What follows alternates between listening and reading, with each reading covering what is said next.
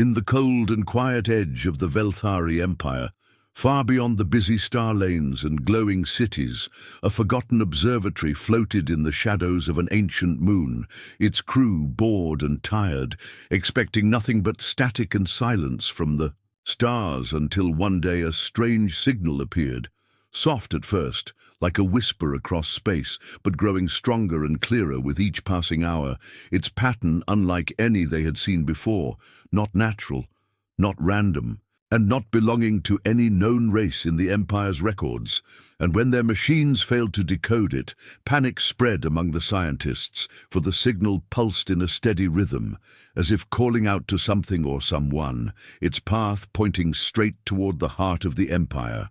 And when they traced it back to its source, the results shook the High Command, for the coordinates led to a long-forgotten planet in a dead system, Earth, a world believed to be lifeless, burned and abandoned centuries ago after a failed attempt by the ancient human species to escape their dying sun, a planet so unimportant it had been wiped from official charts, its fate sealed as extinction. And yet, here was a signal, powerful and precise, echoing from its orbit, not from the surface, but from above, from something massive floating in space, hidden for who knew how long, unmoving and silent except for the broadcast, and the Velthari leadership, proud and fearful, quickly dispatched a scout vessel, the Iroth Vel, crewed by warriors and scientists alike, to investigate the anomaly. And when the ship arrived weeks later, all communication from the team became brief and tense, for what they found was not a wreck, not a ruin, but a structure so large it dwarfed their ship, orbiting Earth like a sentinel, black as the void, with lines of silver across its hull, shaped like no ship they had ever seen, no weapons visible, but its presence overwhelming. And when they approached, strange waves of energy shimmered across its surface, making their own ship systems flicker and fail, as if the very air around it was thick with secrets. And then a message came, not from the Velthari team, but from the structure itself, in perfect, simple galactic common. "You are approaching the arc of Earth. State your purpose." The words echoed in the minds of every crew member, not spoken, not heard, but felt, and the captain of the Iroth Vel, a brave but cautious Velthari named Threx, replied, announcing their peaceful intentions and seeking information. And for a long moment there was no answer, only silence, and then the ship's lights turned on, one by one, glowing like stars in the darkness, revealing its full size and shape, a massive wedge, smooth and sharp, with engines the size of cities and a strange emblem burned into its side, a circle with a small blue sphere in the center, and a dozen lines radiating from it, and slowly a bay door opened at the bottom, inviting the team inside, and despite their fear, Threx ordered a boarding party, who entered cautiously and found not dust and ruin, but clean metal halls, lit, softly, humming with quiet power and walls covered in writing, not in Velthari but in human symbols, ancient and untouched. As if preserved by time itself, and deeper inside, they discovered a chamber filled with strange floating crystals, each showing images, oceans, forests, cities, people, all human, all alive, but clearly from the distant past. And then the room spoke again, this time with a voice calm and strong. "Welcome, visitors. I am Echo, caretaker of the Ark. Humanity is not extinct. This vessel holds their legacy, their memory, and their warning." The crew stood frozen, unsure whether to flee or bow, and Echo continued, explaining that this ship had been placed in orbit hundreds of years ago, left behind when humanity vanished, not destroyed, not killed, but hidden by choice, leaving the Ark behind to watch and wait, to protect their story. And now it had awoken because the Empire had drawn too close, because something in the galaxy had changed, and its programming could no longer stay silent. And as the Velthari team tried to understand, their own command center back home buzzed with alarm, for the signal had changed direction. It was no longer just broadcasting to the Empire, but now to other systems as well. and the message was repeating one sentence: "Humanity remembers," which meant nothing to some and everything to others. And while the leaders debated, frightened by the idea of an ancient race returning with a ship they could not understand, the Ark slowly powered up its engines, not to fight, not to run, but to travel, to move again after centuries of waiting. And the Velthari scientists on board watched in awe and fear as the stars began to shift outside. And the arc of Earth, silent no more, left orbit on a path no one could predict, leaving behind only questions and a deep unease in the Empire's heart. For they had laughed at humanity, dismissed them as primitive and broken. But now they had seen their creation, their memory, and perhaps their return. And it was not a weapon that scared them most, but the unknown, and the whisper that maybe, just maybe, humans were never gone, only waiting, and what they left behind was not the end, but the beginning of something far greater. The Ark of Earth drifted slowly through space, its dark hull glowing faintly under the distant light of stars, and deep within, the Velthari boarding team walked with uneasy steps through long, silent corridors, unsure if they were guests or prisoners, for every surface seemed to watch them. And the AI called Echo responded to their questions with calm but careful words, never revealing too much, only saying that the Ark was reactivating its systems in response to changes in the galaxy. And outside, the Irothvel hovered close, scanning, constantly, unable to make sense of the readings, because the ship's energy field was unlike anything known, soft yet dense, silent but powerful. And then, without warning, the Ark's main engines flared to life, slow and blue, pushing the giant vessel away from Earth with smooth force, and alarms rang on the Velthari ship as they scrambled to keep up, begging for answers. But the Ark gave none. And inside, the AI simply said, "We are moving now," leaving the Velthari stunned, unsure of what that meant, and Threx, their captain, demanded to know the destination. But Echo replied, "The Ark will go where it is needed." And with that, the great warship turned toward the stars and began a journey no one could stop, its path deliberate, its systems waking one by one. Shields, navigation, scanning arrays, and something else deep inside. Something the AI called the memory core, which stored everything about old Earth, everything the humans left behind. And as the crew wandered deeper into the ship, they found more than just technology. They found rooms that looked like forests, oceans, deserts and snowy mountains, simulated perfectly, alive and untouched like memories frozen in glass. And in these places, they saw holograms of humans laughing, speaking, teaching children, working together, and it made them uncomfortable because it felt real, like ghosts walking beside them. And one of the scientists, a young Velthari named Kiran, whispered that maybe the humans hadn't vanished, but had chosen to become something else, and maybe the Ark was not just a machine, but a message, a warning. And while these ideas spread among the crew, Echo summoned them to a new chamber, where a large table showed a star map with glowing dots, each one pulsing. Softly, and Echo said, "These are species in danger, cultures fading, knowledge being lost, peace broken by empires." And before they could respond, the map zoomed in on a small planet near the edge of Velthari space, one the Empire had, recently stripped of its libraries and replaced with factories, and Echo said, "The Ark will visit them." And the Velthari were shocked, realizing the ship had chosen a mission, one that might challenge the Empire itself. And outside, the Irothvel reported strange energy surges coming from the Ark's hull, a hum of growing strength that frightened them because they could not find any weapons. Yet the ship felt dangerous, not because of violence, but because of the unknown. And soon, other Imperial ships arrived, responding to the alarm raised by the scout team, forming a cautious circle around the Ark, but keeping their distance. And the Empire sent a command: "Stop the Ark, disable it, or return it for study." But Threx refused, saying they could not control something they didn't understand, and as debates spread, the Ark continued forward, slow but steady, and then one Imperial frigate dared to block its path, placing itself in front of the Ark and charging its magnetic anchors to trap it.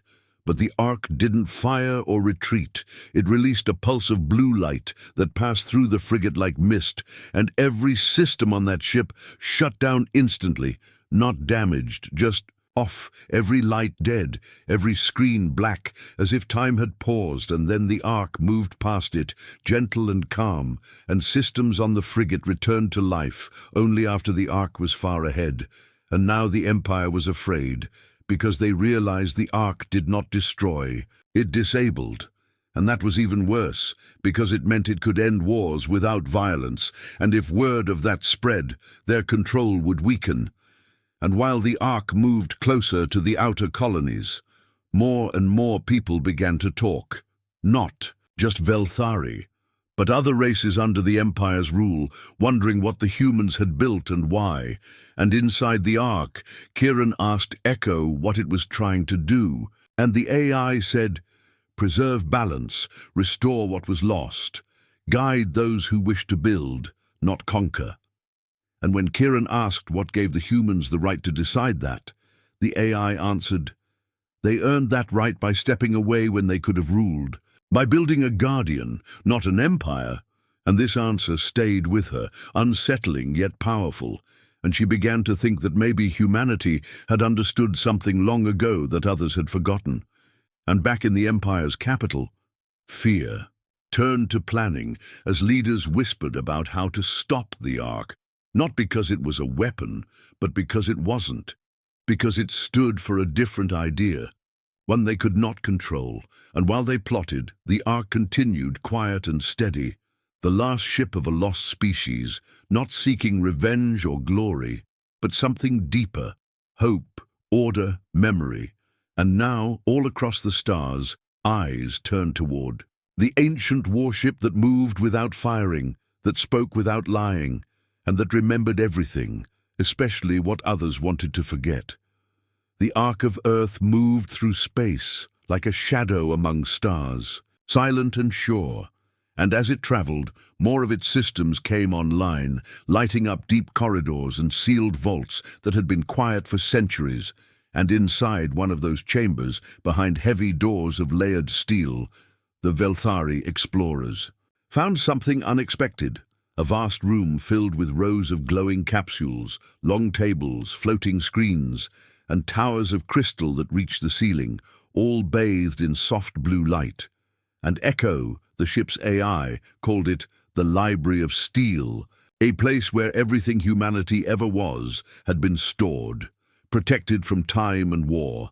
And Kieran, the young Velthari scientist who had grown more curious than afraid, stood at the center of it all, staring in silence as ancient images came to life around her, showing old Earth cities, quiet villages, oceans filled with life, people of every kind, laughing, working, thinking, each one a frozen moment of what once was. And Echo explained that the library held not only knowledge, but culture, dreams, music, languages, science, and mistakes. A complete history of humanity placed here so that if the galaxy ever needed guidance, this place could offer it.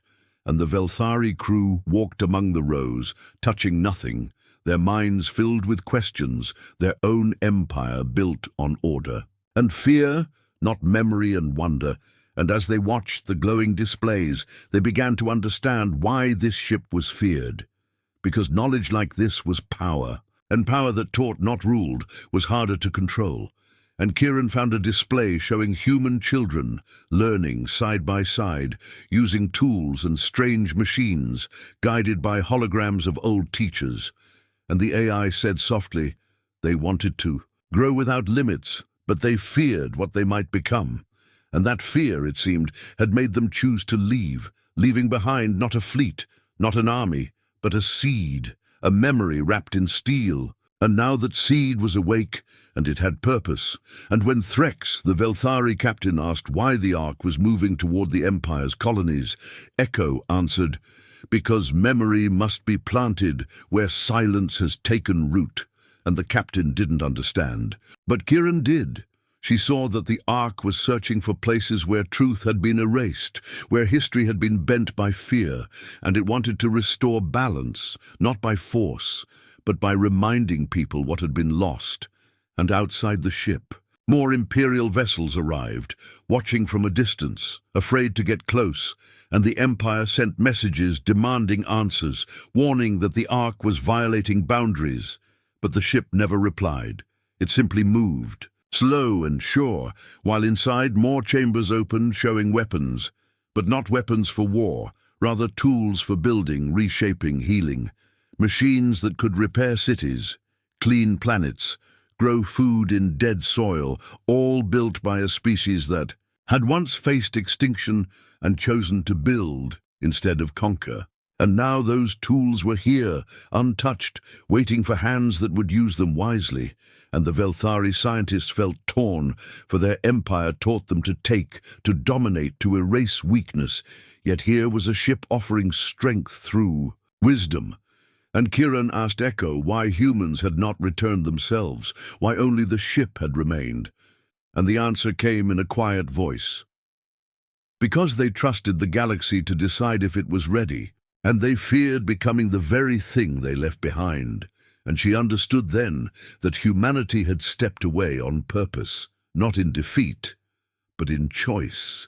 And the Ark was their final gift, one that would only awaken if the galaxy forgot what. It meant to grow without fear, and soon the Ark reached its first destination, a small planet under Imperial control where knowledge had been stripped and replaced with obedience. And Echo sent a beam of light to the surface, not as a weapon, but as a signal. And from the ground, people looked up and saw messages in the sky, images of history, music, ideas floating across the atmosphere. And in that moment, the silence broke, and across the Empire, whispers began to rise, not of rebellion, but of remembering. And the leaders grew nervous, sending more ships, trying to stop the Ark, but they could not understand it, because they thought in terms of battles and borders, not stories and symbols. And inside the library of steel, Kieran stood before a wall showing the words of Earth's last leaders, saying, "If we are to be remembered, let it be for what we left behind, not what we took with us." And she realized that the Ark was not just preserving the past, it was offering a path forward. And as more species began to notice the ship, they too sent envoys, not with weapons, but with questions, drawn by the quiet power of a vessel that held no throne, only truth. And the Empire's grip began to loosen, not from battle, but from doubt. Because one ship with no army had done what no rebellion could. It made people remember and remember deeply, and the more they remembered, the less they feared. And now the Library of Steel glowed brighter than ever, as if awakening not just its machines, but the minds of those who stepped inside. And the Ark continued its path, a teacher in the stars, carrying the memory of a species that had once walked away, not out of weakness, but out of hope. The Ark of Earth moved deeper into Imperial space, slow and silent, its dark metal hull shining under distant suns. And though it made no threats and fired no weapons, fear spread faster than fire among the Empire's leaders, who still could not understand how a ship that did not conquer could unsettle entire systems. And inside the Ark, more doors opened as systems continued to wake.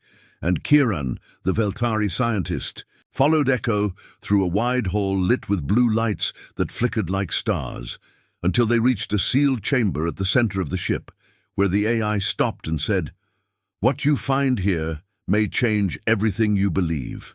And the door opened without a sound, revealing a room filled with strange shapes, shadows standing still, silent and tall, wrapped in translucent metal, frozen like statues yet not lifeless.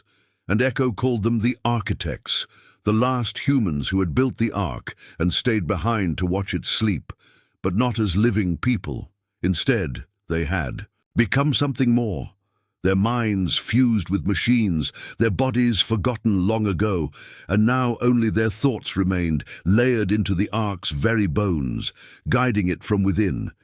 And Kieran stepped closer, feeling a low hum in the air, like distant voices whispering through time, and one of the figures lit up with a soft glow, and from it came a voice, human and calm, saying, "You're not the first to find this place, but you may be the first to understand it."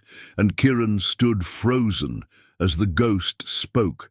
Not a ghost in the usual sense, but a preserved mind, a thinker from a world long lost, explaining how the last humans had feared what their kind might become if they continued to grow without restraint, how they had seen the path of endless war and power and had chosen instead to build one ship to carry all they were, a ship that would never attack, only remember, and would sleep until the galaxy forgot what it meant to learn.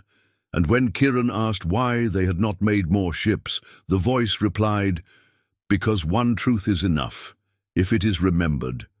And as she listened, more of the architects began to glow, each offering pieces of memory, stories of Earth's final years, not a world destroyed by war, but one that had grown quiet, reflective, reaching the stars, only to realize that the stars were not the end, only another beginning. And so they left, not in fleets, but in silence, their children scattered among stars, and one ship built to watch over all that was left behind. And Kieran's heart pounded as she realized that the Ark was not just a ship or a library, it was a monument to restraint, a message in steel and silence saying, "We could have ruled, but we chose not to." And as she turned to leave, she asked the architects what they hoped would happen now that the Ark was awake. And they answered, that others will choose to build, not burn, and their lights dimmed, fading once more into stillness, and Echo guided her back through the halls, where the Velthari crew now whispered of change, torn between loyalty to the Empire and the truth they had seen with their own eyes. And outside the ship, the Empire grew restless, calling the Ark a threat to order, demanding its shutdown, and even sending drones to board it. But each time they neared, the ship's systems gently repelled them, not destroying, just denying, as if saying, "You are not ready." And across the galaxy, more worlds began to listen, not just the oppressed, but the curious, the young, the tired, those who had lived under cold rules and empty stories, now seeing something ancient and new drifting through space, offering no control, only a choice. And now that choice was spreading like wildfire, and Kieran, once a quiet scientist, now spoke to her people with clarity and fire, telling them what she had seen, what the Ark truly was. And slowly others listened, and the Empire felt the cracks grow deeper, for how could they fight a ship that would not fight back? How could they silence a truth that had no voice but memory? And as the Ark moved forward, the stars around it seemed to burn brighter, not with fire, but with hope. And those who had once feared the ghosts inside it now looked upon them with wonder, for they were not monsters or conquerors, but caretakers, builders, watchers of time. And as new systems welcomed the Ark, the AI spoke more clearly, saying, "The ghosts that built me are not gone. They are here, in every light, in every room, in every word we share." And Kieran stood at the heart of it all, watching a story, once buried, come alive again, one choice at a time, as the Ark continued its journey, not to end empires, but to awaken souls. Ark of Earth moved like a shadow of thought across the stars, silent but full of meaning, and though it had no army, no leader, and no weapons that anyone could see, it continued to change everything in its path, not with war, but with ideas. And now, as it passed the edge of the core imperial systems, the Empire no longer saw it as a mystery, but as a threat more dangerous than any fleet. For it made people ask questions the Empire had worked for centuries to bury, and deep inside the Ark, Kieran stood before the Council of Architects, those human minds preserved long ago, glowing faintly within their metallic towers, and there, Voices surrounded her, not loud but steady, telling her that a moment was coming, a choice that would decide the path not only of the Ark, but of the entire region of space. And Echo explained that the Ark had reached a crossroads, for just ahead lay a planet called Veltrax, one of the Empire's most important colonies, filled with factories, soldiers, and history rewritten by force. And the people there had never seen freedom, only control.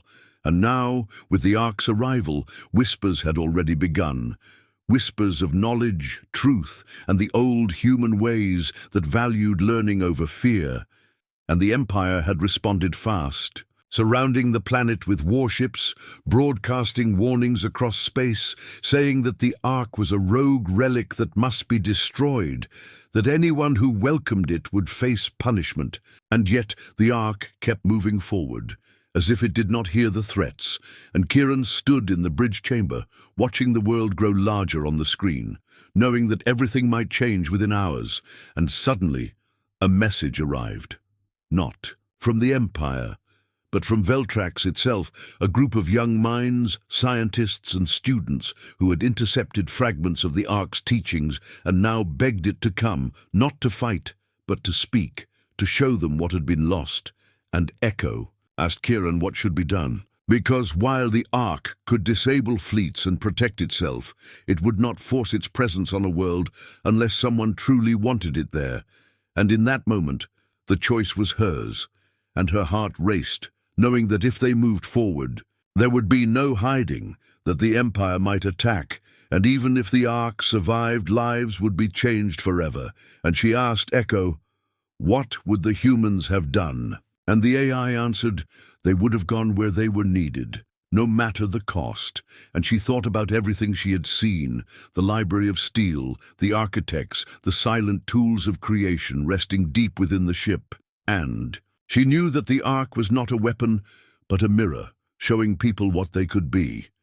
And she turned to the glowing map and said softly, go. And the Ark responded at once, engines humming like a deep breath.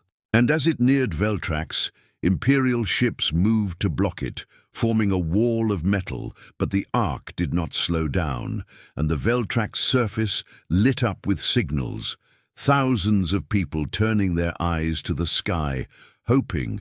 And just as the first Imperial ship locked weapons, the Ark released a wide pulse of energy, not to destroy, but to speak, and it passed through every ship and satellite, flooding them with data, images, songs, histories, words, voices from Earth's past, all saying, you are not alone. And for a moment no one fired, no one moved.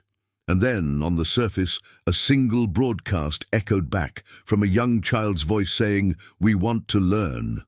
And in that instant, something shifted, not in space but in minds, and one Imperial commander powered down his weapons, followed by another, until only one ship remained. And the captain of that ship, torn between duty and doubt, looked at the screen, showing people below, crying with hope. And finally he too shut down his systems, and the wall broke, not with fire, but with silence, and the Ark descended, slow, and careful beams of soft light connecting it to the world below. Not to conquer, but to teach. And the Empire, watching from afar, realized they had failed, because they had prepared for war, but not for choice. And now that choice had been made, not by leaders, but by the people, and it spread quickly. Other colonies began to ask for the Ark, for its libraries, for its voice. And Kieran stood quietly, at the edge of the landing bay, tears in her eyes, knowing that history had turned, not because of power, but because of a simple truth. People, when given the chance, would always reach for light, and the Ark, built by ghosts who feared their own strength, had become the spark that relit the stars, one heart at a time. The Ark of Earth floated above Veltrax, calm and unshaken, its black hull reflecting the soft glow of the planet's rising hope. And though the Empire had not yet attacked, the storm was coming, for deep in the Imperial core, the High Command had reached a decision. They would no longer allow the Ark to move freely. They would strike hard and erase the memory of it before it reached more worlds. And as hundreds of warships gathered, the Ark remained silent, watching, waiting. And inside its great halls, Kieran stood with Echo and the Council of Architects, knowing that this moment would change everything, and the ancient human minds, still glowing softly in their steel towers, gave her one last message. You do not need to fight like they do. Remind them what they fear most, the truth. And outside, the enemy came. Ships shaped like blades and hammers, vast and terrible, carrying enough firepower to break moons. And they surrounded the Ark like hunters circling a sleeping beast. But this ship was not sleeping now, and Echo brought Kieran to the central command, where the heart of the Ark pulsed with energy. And from deep within its structure came long dormant systems, awakening not with fury, but with purpose. And the ship's outer shell began to shift, revealing layers of silver and gold light, lines of power running like rivers across its surface. And suddenly the Empire saw it, not a transport, not a museum, but a warship unlike any they had ever known. And panic rippled through their ranks, because the design did not match any record, not even myths. And then the voice of Echo echoed across all channels, soft but clear. We are not here to conquer, we are here to end the silence. But the Empire responded with fear, and they fired the first shot, a wave of missiles, beams, and kinetic slugs tearing through space toward the Ark. But none of them reached it, for the ship did not block them. It bent them, using fields of strange energy to curve every shot away, as if space itself had changed around it. And then the Ark replied, not with weapons, but with light, beams of pure data, history, memory, sound, sent into every enemy ship at once, forcing every soldier, every commander to see Earth as it was, to feel what its people had feared, loved, and lost. And chaos broke out in the Imperial fleet, not from damage, but from doubt, because their minds were filled with questions and truths they had never known. And a few ships pulled back, others fired wildly, but the Ark remained still, untouched, glowing brighter with every passing second. And Kieran, watching it all, felt a deep sadness. Not because the Empire was breaking, but because it had never needed to be this way. And then Echo made one final move, unlocking a part of the ship hidden even from Kieran, a chamber called the Mirror Core. And from it came a projection, a vast image of the galaxy as it had been before the Empire, filled with light and color and connection, and then the present, dull and cold, and then the future, blank, unless something changed. And this image was broadcast everywhere, not just to the Imperial fleet, but to every world that could receive it. And across the stars, people saw it, and they began to rise, not with weapons, but with voices, rejecting the Empire's silence, calling for knowledge, calling for choice. And on the Imperial flagship, the Supreme Commander ordered one last strike, a weapon of terrible force. But before it could launch, her ship froze, systems shut down by a pulse from the Ark that did not destroy, only disarmed. And then came the words that ended it all. From Echo and the Architects together, you ruled with fear, we remember with hope. And with that the Empire cracked, its ships turning, its soldiers laying down arms, its people rising to rewrite their future, and the Ark moved on, not to rule, but to rebuild. And Kieran, standing on the observation deck, watched stars pass by, knowing the war was not won by fire, but by truth, and the warship that ended there. Rain had done so not with destruction, but by showing a galaxy what it had forgotten. It could choose its own path.